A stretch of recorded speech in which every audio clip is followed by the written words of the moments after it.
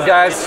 SHOT Show 2013. My name's Tom Harris. We're here at the KWA/Chris/Defiance/Sphinx booth. And yes, here with Alex of PTS. They've got some very exciting things coming out this year. Alex is going to tell us about. Alex, first off, can you start us off? What do you have here? All right, so everyone's seen the PTR series. That's cross-collaboration between Magpul, PTS, and also KWA. You know, it's based off the LM4 series system. You know, they've seen the LM4 PTR.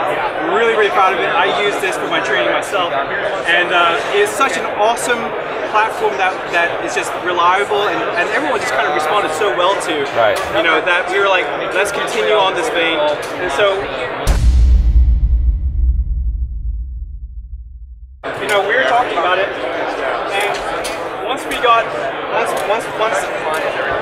started talking more about it, we have the Mega Arms licensing. Yes. And you know, when we first saw the line drawings for the Mega, their tolerances were so tight, and just external tolerances were just so tight. We realized we really needed to up our game. So when we were collaborating with KWA, you know, there is like no receiver, upper and lower slot. It is a tight system.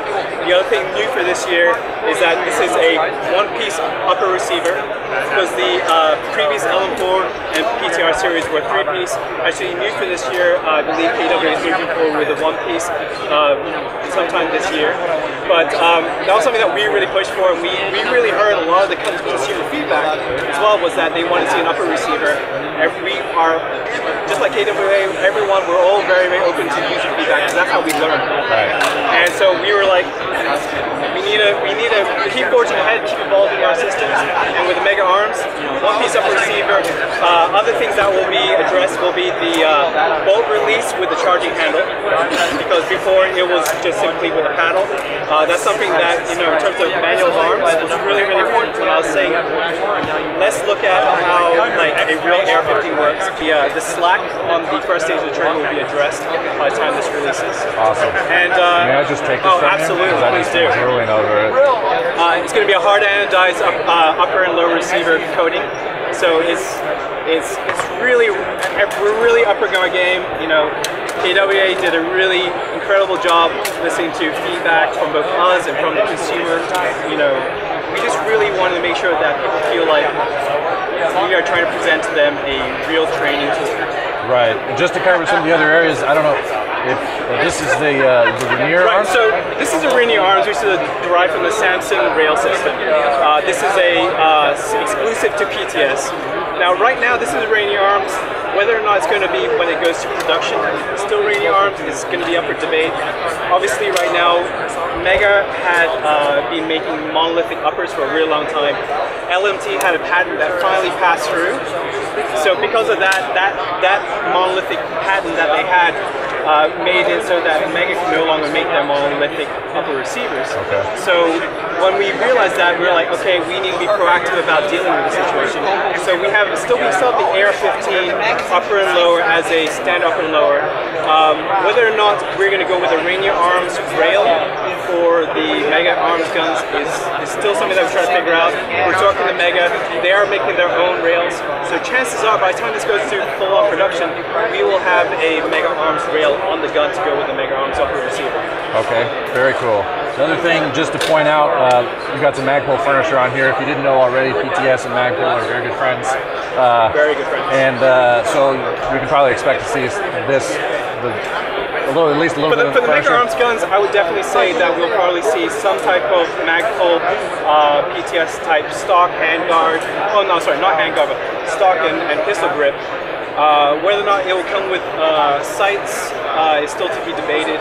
Like what we see is a lot of users, they like the idea of having no sights because everyone has sights. You know, everyone has a ton of them. So whether or not it's going to continue to have those sights, the MBUS sights will have maybe something that is by Mega themselves. We're trying to figure that out. Sure. It'll probably come with a bird cage, but we also have a lot of our own flash hiders and so replica compensating. We have battle comp, we We have Rainier Arms. We have some of our own comps on that. And Mega and Rainier Arms have a very close relationship. Gotcha. So it kind of makes a really good sort of tie-in to have a Rainier Arms comp. But I don't really know. To keep the cost down, we might just leave a Rainier a bear cage on there. Okay. Well, either way, it's still going to be an awesome gun. We're really excited about this.